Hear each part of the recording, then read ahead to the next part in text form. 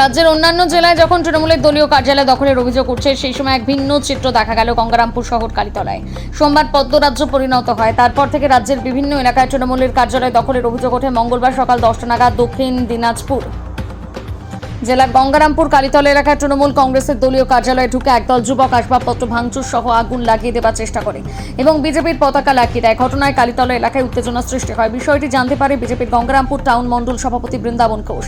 এরপর তড়িঘড়ি তিনি খবর পেয়ে ঘটনাস্থলে ছুটে গিয়ে পরিস্থিতি স্বাভাবিক করেন। সেই সঙ্গে রাজনৈতিক সৌজন্য দেখিয়ে বৃন্দাবন বাবু নিজ হাতে তৃণমূলের কার্যালয়ে কেন বিজেপির পতাকাগুলো খুলে ফেলেন এবং এই নকারজনক ঘটনা তীব্র নিন্দা জানান।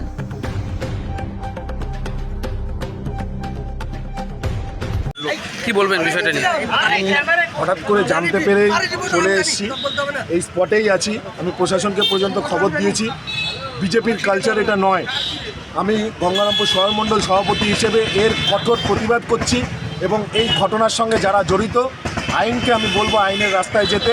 আমি তৃণমূলকে বলবো যারা জড়িত তাদের নামটা আমাদের সামনে আসতে। আইন আইনের পথে হাঁটবে। গঙ্গারামপুরের মানুষ সবাই শান্তি চায়, শান্তিপ্রিয় মানুষ। বিগতে কি ঘটে গেছে সেটা প্রশ্ন নয়, এখন প্রশ্ন মানুষ আশা ভরসা করে শান্তির জন্য বিজেপিকে এনেছে। আজকে কিছু অতি উৎসাহিত লোক হঠাৎ করে যারা বিজেপির দলের সঙ্গে যুক্ত না, বিজেপির যে সংস্কৃতি সেগুলো সঠিকভাবে জানে না বা বিজেপির দলটা কি তার সম্বন্ধে কোনো জ্ঞান নেই, হঠাৎ করে রাতারাতি জামা বদলে তারা বড় বিজেপি হওয়ার চেষ্টা করছে। আমি এর বিরোধিতা করছি এবং প্রশাসনকে হাত জোর করে অনুরোধ করব প্রশাসন যেন কঠোরভাবে এগুলোর ব্যবস্থা গ্রহণ করে।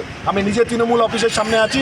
আমি তৃণমূলের ভাইদের বলবো, তৃণমূলের কর্মীদের বলবো, নির্ভয়ে ওনারা নিজেদের পার্টি অফিসে আসুন এবং এগুলোকে ঠিক করুন এবং আইনি পদক্ষেপ নিন। আমি বলছি দাঁড়িয়ে থেকে এর সঠিক ব্যবস্থা, আইনি ব্যবস্থা নেওয়া হবে।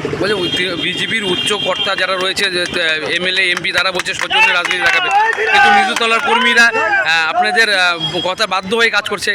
এটা একদম ভুল কথা। নিচুতলার কর্মীরা নয়, কিছু অতি উৎসাহিত যারা কিছুদিন আগে পর্যন্ত তৃণমূল ছিল, হঠাৎ করে গেরুয়া জামা পরে তারা বড় বিজেপি হওয়ার চেষ্টা করছে।